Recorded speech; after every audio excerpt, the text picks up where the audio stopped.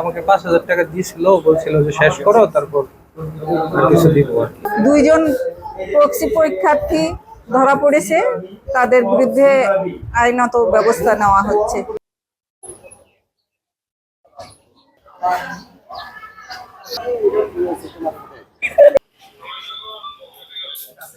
ভাই ভাই ভাই ভাই ভাই আরে ভাই আমাকে 5,000 টাকা দিয়েছিল, বলছিল যে শেষ করো তারপর আর কিছু দিব আর কি। মোট 8টা শেষ হয়েছে, আজকে 8টা রানিং ছিল। ওটা ছিল রানা মোল্লা, আমার একজন ভাই আর কি, পরিচিত। আদর্শ কারিগরি টাকা বলে নাই, বলছে যে কিছু আমাকে খুশি করবে এইটুকুই, আর অল্প কিছু টাকা দিয়েছিল, 4-5 হাজার টাকা দিয়েছে। 8টা দেওয়া হয়েছে, 8টার মতো দেওয়া হয়েছে।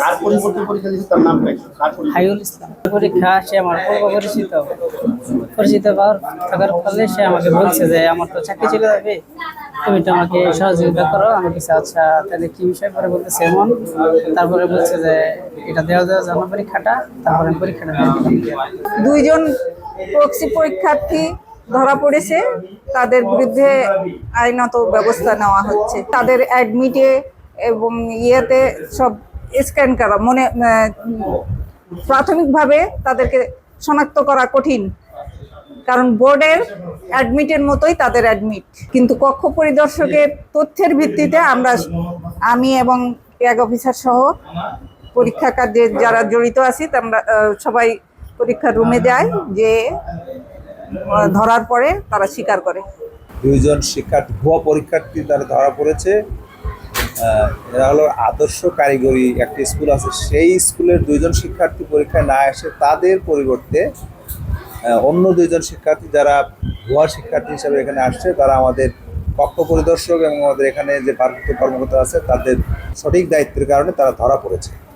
আমরা পরীক্ষা আইন 1980 সালের যে 42 ধারার 3 উপধারার ক খ আইন অনুযায়ী তাদের বিরুদ্ধে যথারীতি মামলা দায়ের করা হবে এবং আইনানুগ শাস্তির ব্যবস্থা গ্রহণ করা হবে।